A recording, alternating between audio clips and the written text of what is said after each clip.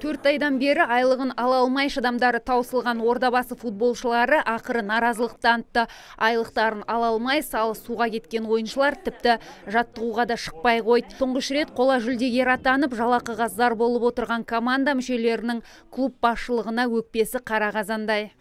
Мы решили не тренироваться, потому что біз жаттығудан бас тарттық, барлығы біледі, біз 4 айдан бері жалақысыз жүрміз. Ал клуб басшылығы болса айлықтың кешігу себебін қажетті қаражатты дұрыс есептей алмағандарынан көріп отыр. Сөзіне сенсек, мәселе қараша айында шешімін табады. Все нормально. Жоғары көрсеткішке қол жеткізу үшін командаға көптеген легионерлерді алдық. Соның салдарынан клубтың шығындарын дұрыс жоспарлай алмадық. Нәтижесінде ойыншылардың жалақысы сәл кешігіп жатыр. Мәселе қараша айында шешімін табады.